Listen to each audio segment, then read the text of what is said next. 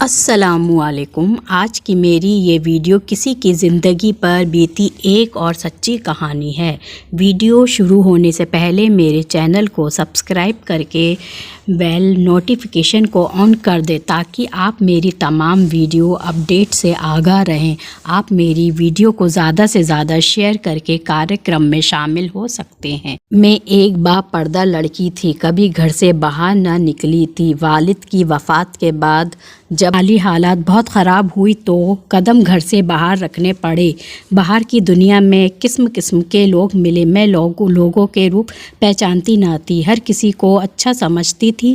کیا کرتی، حالات کے جال میں جکڑی ہوئی تھی۔ نوکری تو کرنی تھی، مجھے کہیں بھی نوکری نہیں ملی۔ پھر ایک سہیلی کے بھائی نے مدد کی اور ایک NGO میں نوکری مل گئی۔ ہماری ڈیوٹی کیمپوں میں لگائی جاتی جو ترکی کے وطن اپنے ملک کے جنگی حالات سے گھبرا کر آئے تھے اور ہمارے ملک میں پناہ لینے پر مجبور ہوئے تھے۔ ان کی بے بسی دیکھ کر آنکھوں میں آنسو آ جاتے تھے۔ یہ پڑوسی ملک کے باشندے شہروں سے کچھ دور خیمہ بستی میں رہتے تھے۔ ان دنوں میرے ساتھ ایک میڈیکل آفیسر کام کر رہا تھا جو ان خیمہ بستیوں میں بیمار لوگوں کے علاج میں مددگار تھا۔ وہ بہت نفیس انسان تھا، نرمی اور اخلاق سے بات کرتا۔ جو لوگ اس کے ساتھ کام کرتے تھے سب سے ہی سلوک سے پیش آتا، ہر کسی کی مدد کرتا اور جب مجھے کسی قسم کا کام چاہیے ہوتا تو وہ پیش ہوتا۔ اس کا نام نسیم الدین تھا، ہم اسے نسیم صاحب بلاتے تھے۔ ایک دن میں بازار سے کچھ ضروری اشیاء لینے گئی کہ اچانک وہاں بھگدڑ مچ گئی۔ شاید کہیں قریب دھماکہ ہوا تھا، آواز تو ہم نے بھی سنی تھی۔ سبھی لوگ گھبرا کر ادھر ادھر بھاگنے لگے، میں بھی گھبرا گئی۔ ہر کوئی سواری ڈھونڈ رہا تھا تاکہ اس جگہ سے نکل پڑے۔ ایسے میں سواری ملنا آسان نہیں تھا۔ تبھی دل سے دعا نکلی، اے کاش کوئی اپنا نظر آ جائے جو مجھے یہاں سے دور لے جائے۔ دل پر بہت زیادہ خوف تھا۔ دل میں نکلی یہ پیاری دعا قبول ہو گئی۔ کسی نے میرے ہاتھوں میں پکڑے ہوئے شاپنگ بیگ تھام لیے، دیکھا تو وہ نسیم صاحب تھے۔ میری جان میں جان آ گئی۔ وہ بولے، چلو میرے ساتھ۔ سڑک پر ان کی گاڑی موجود تھی۔ جلدی سے ہم گاڑی میں بیٹھ کر بازار سے فتح پور سڑک کی طرف نکل آئے۔ کچھ دور آگے جا کر ایک ریسٹورینٹ کے سامنے گاڑی روک لی اور بولے، اور چائے پی کر تھوڑا سا فریش ہو جائے اور جان بحال کر لوں۔ گاڑی بھی ٹھیک طرح سے نہ چلا پا رہا تھا۔ میں نے اس وقت انکار مناسب نہ سمجھا، انکار کی گنجائش ہی نہ تھی۔ ہم ریسٹورینٹ کے اندر جا بیٹھے۔ چائے کی بجائے انہوں نے کھانے کا آرڈر دے دیا کیونکہ دوپہر ہو رہی تھی اور یہ چائے کا نہیں کھانے کا وقت تھا۔ لنچ کے دوران بھی اور ادھر ادھر کی باتیں کرنے لگے۔ میری تعریف کی لیکن میں نے اپنی تعریف کو سنجیدگی سے نہ لیا۔ لڑکے تو لڑکیوں کی تعریف کرتے ہیں، کیونکہ میں اچھی شکل صورت کی مالک تھی اس لیے تعریف کی تھی۔ ڈیوٹی کے دوران دوستوں کی طرح بات کرتے، اب اجنبیت اپنائیت میں تبدیل ہو چکی تھی۔ اکثر وہ مجھے ساتھ کھانے کا کہتے اور میں مان جاتی، اور میں شاید زندگی کی بے رنگینی سے اور محنت سے گھبرا گئی تھی۔ اب تو عزیز کی تپتی دھوپ میں نسیم کا وجود ایک چھایا دار درخت کی طرح تھا۔ اس کا ساتھ میرے لیے بڑا خوشگوار تھا۔ زندگی آسان لگنے لگی تھی۔ اب وقت کا ایک لمحہ جو پہلے اپنے وجود پر بھاری محسوس ہوتا تھا اب پھولوں کی طرح ہلکا پھلکا لگنے لگا تھا۔ سال گزر گیا اور پتہ بھی نہ چلا۔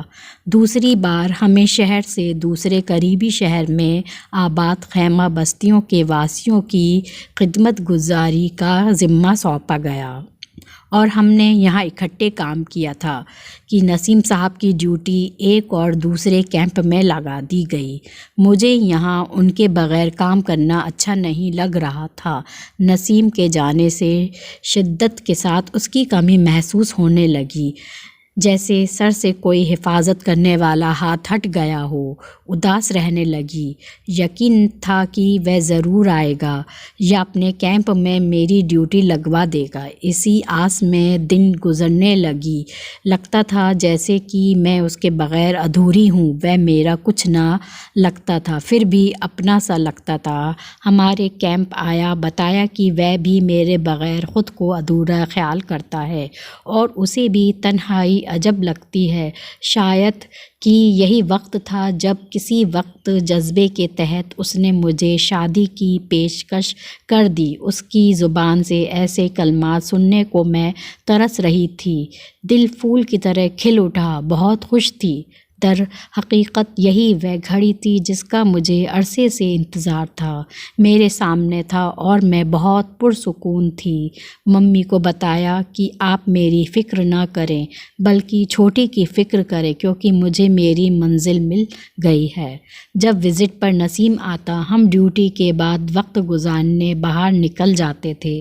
وہ اچھی اچھی باتیں کرتا اور مجھے مستقبل کے روشن خواب دکھا دیتا تھا۔ میری ڈیوٹی اپنے کیمپ میں کروا لی۔ ہم پھر ایک ساتھ ہو گئے۔ یہ کیمپ میرے گھر سے کافی دور تھا۔ نسیم کو رہنے کے لیے گھر ملا ہوا تھا اور میرا یہاں گھر کا مسئلہ سنگین تھا۔ کچھ دن ایک کالج لڑکی کے گھر رہی، پر کب تک کوئی کسی کے گھر مہمان رہ سکتا ہے؟ اپنی رہائش کا بندوبست کرنا ہی تھا۔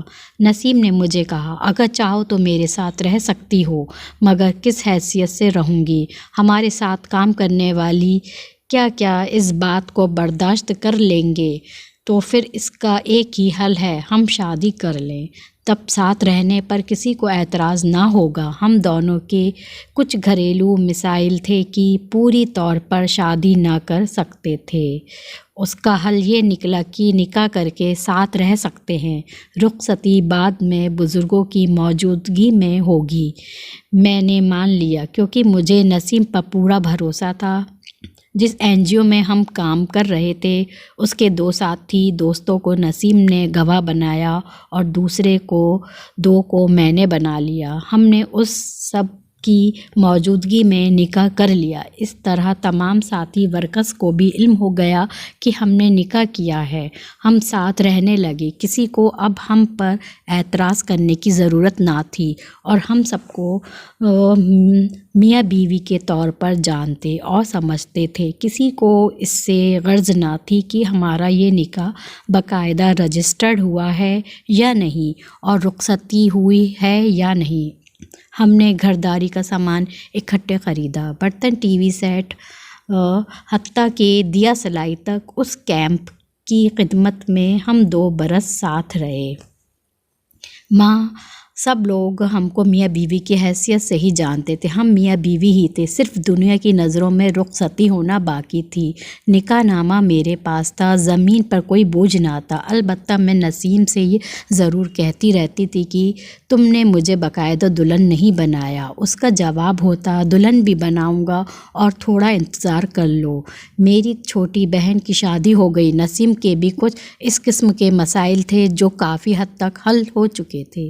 اس کی پروموشن بھی ہو گئی تھی۔ اب حالات عرصے بعد ہمارے لیے پوری طرح کارساز ہونے والے تھے۔ انہی دنوں میں نے محسوس کیا کہ اب رخصتی بزرگوں کے اعتماد میں لے کر ہو جانی چاہیے۔ نسیم سے پرزور الفاظ میں مطالبہ کیا کہ نکاح کو بزرگوں کی اعتماد میں ظاہر کر کے ہمیں رخصتی کر لینی چاہیے۔ تھوڑے دن اور صبر کر لو، ابھی یہ ذمہ داری میرے لیے قبیلس وقت ہے۔ میرے لیے کچھ اور ذمہ داریوں سے عہدہ بڑا ہونا لازمی ہے۔ مجھے جواب دیا۔ وہ کسی طور پر میرا مطالبہ کرنے کو تیار نہ تھا۔ تب میں نے بیچ میں آ کر کہہ دیا کہ جو نکاح نامہ میرے پاس ہے اسے میں خود جا کر اس کے اور اپنے گھر والوں کو دکھا دوں گی۔ اس کو زحمت کرنے کی ضرورت نہیں ہے۔ ایسا کرو گی تو خود مشکل میں پڑ جاؤ گی۔ میں اس کے بعد کسی معاملے کا پھر ذمہ دار نہ رہوں گا۔ میرا کہا مان لو اور اس عمل سے باز رہو۔ میں تم سے باقاعدہ شادی کا اعلان بہت جلد اور ضرور کروں گا، لیکن میرے حالات فی الحال ایسے ہیں کہ میں مجبور ہوں اس کے منہ سے ایسی باتیں سن کر میں تو سکتے میں رہ گئی تھی کہ وہ اس قدر پہلو دہی سے کام لے سکتا ہے۔ میں نے صاف کہہ دیا کہ تمہارے خلاف نکاح نامہ لے کر میں کورٹ چلی جاؤں گی، لیکن اس جان کا خون نہ کروں گی جو اب میری ذات کا حصہ بن چکی ہے اور میرے وجود میں زندگی کی ضمانت ہے۔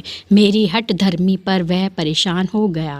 سوچ بھی نہ سکتا تھا کہ اس معاملے پر میں اتنی جذباتی ہو جاؤں گی، لیکن میں اس کی کسی مجبوری پر ہتھیار ڈالنے پر راضی نہ تھی۔ دن رات مجھے منت کرتا تھا، میرے پاؤں پکڑ التجا کرتا۔ بالآخر اس نے مجھے اتنا مجبور کیا کہ میں وقت سے قبر ماں بننے کی مسرت کا گلا گھونٹنے پڑا، کیونکہ میں اس موڑ پر آ چکی تھی کہ اب واپس بھی نہ لوٹ سکتی تھی۔ کیا بتاؤں کس دل سے میں نے اس کا کہا مانا اور میں نے اپنا بچہ ضائع کروا دیا۔ بیان نہیں کر سکتی کہ مجھے اس وقت کتنی ذہنی کروی سے گزرنا پڑا۔ اسے ضائع کرنے پر کئی دنوں تک میں روتی رہی اور نسیم سے نفرت محسوس ہوتی تھی۔ کئی دن تک ڈیوٹی پر نہ گئی، لیکن پھر خود کو سمجھانا پڑا۔ ڈیوٹی پر نہ جاتی تو ملازمت سے ہی ہاتھ دھونے پڑ جاتے۔ ایک دن میں کیمپ وزٹ کے لیے نکلی تو میری الماری میں رکھا ہوا وہ نکاح نامہ تلاش کر کے اٹھا لیا اور کئی دن تک مجھے اس کی گمشدگی کا علم بھی نہ ہو سکا۔ ایک دن کپڑے ترتیب سے رکھتے ہوئے خیال آیا کہ صندوقچے میں میرے چند زیورات تھے۔ اسے کھول کر دیکھا تو صندوقچے کا لاک ٹوٹا ہوا تھا اور وہاں سے نکاح نامہ غائب تھا۔ اس پر دلہا دلہن اور گواہوں کے دستخط ہوا کرتے تھے۔ بعد میں جب کوئی چاہتا رجسٹرڈ کرا لیتا۔ میرے ہوش جاتے رہے کیونکہ نسیم نے کہا تھا کہ رخصتی کے بعد اس کو رجسٹر کرا لیں گے۔ مجھے نسیم پر ایسا اعتماد تھا جیسا کہ انسان کو اپنے خدا کے بعد کسی پر ہوتا ہے۔ سوچا بھی نہیں تھا کہ وہ دھوکہ دے گا۔ چرانے کا کیا مقصد تھا؟ میں نے مانگا تو اس نے کہا کہ میں نے اس کو جلا دیا ہے کیونکہ اس کی کوئی قانونی حیثیت نہ تھی۔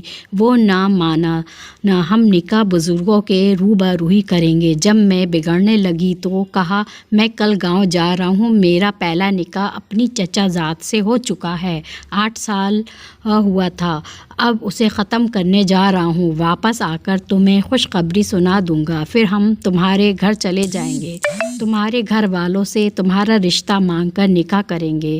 دل اندیشوں کی زرد میں دھڑکتا رہا۔ کبھی واپس نہ آنے کے لیے نوکری چھوڑ کر گیا تھا۔ اس بارے میں مجھے بعد میں معلوم ہوا۔ اس کے دوستوں سے اس کے گاؤں کا پتہ ملا۔ اس کے گاؤں گئی، اپنی بیوی کو لے کر دوسرے ملک جا چکا تھا۔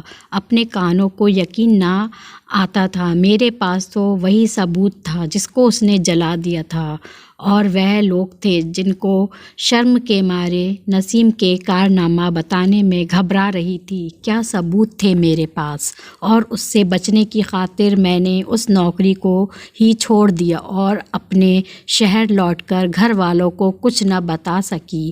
کافی دنوں تک میں غم زدہ رہی۔ کاش نسیم مجھے کبھی مل جائے تو اس کا گریبان پکڑ لوں، اس کے منہ پر تھپڑ ماروں۔ جس کے نزدیک ایک عورت کی عزت کی کوئی قیمت نہیں تھی، اس نے مجھے اپنی بیوی برقرار رکھا اور پھر مجھ سے ایک دم ہی سارے ناطے توڑ کر کسی اور دنیا میں بس گیا۔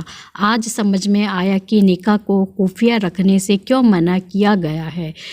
یہ وہ مقدس بندھن ہے جس کا باقاعدہ اعلان ضروری ہے، اور ولیمہ بھی اس لیے کیا جاتا ہے کہ سارے معاشرے کو پتہ ہو جائے ایک شخص نے کسی عورت کو اپنی زوجیت میں لیا ہے، وہ اس بندھن کو نبھانے کا پابند ہے۔ جو لڑکیاں سمجھتی ہیں کہ خفیہ نکاح سے شادی ہو جاتی ہے، مرد عورت ایک مضبوط رشتے میں بن جاتے ہیں، وہ حقیقی زندگی کے ریموٹ کو نہیں سمجھتے ہیں۔ ایسی خفیہ نکاح کرنے والے تو کسی بھی وقت عورت کو دھوکہ دے کر بھاگ سکتے ہیں۔ ان کو پکڑنے کے لیے کورٹ بھی ثبوت مانگتی ہے، اور اس حد تک وہ بیمار رہی اور آج بھی ذہنی طور پر باہر نہیں ہوئی کہ خود اپنی نظروں سے آدمی آدھا بھی نہیں رہ جاتا۔ وہ زندگی کے حالات کا مقابلہ کرنے کی ہمت کھو دیتا ہے۔ وہ سنگ دل تو اپنی زندگی میں خوش خرم ہوگا، مگر میں خوشیوں کے ایک ایک لمحے کو ترستی ہوں۔ میری خواتین سے یہی درخواست ہے، کسی ایسے شخص سے خفیہ شادی مت کریں جو نہ آپ کی ماں باپ سے رشتہ مانگے اور نہ اپنے ماں باپ کو بتانے کی ضرورت رکھتا ہو۔ ایسے حضرات بزدل کو دھوکے باز ہوتے ہیں۔ اگر انہیں کبھی حالات بگڑتے نظر آئے تو وہ آپ کو چھوڑنے میں 1 منٹ بھی دیری نہیں کرتا ہے۔ ایسے لوگوں سے بچیں اور اپنے بڑوں کی رضامندی سے شادی کریں۔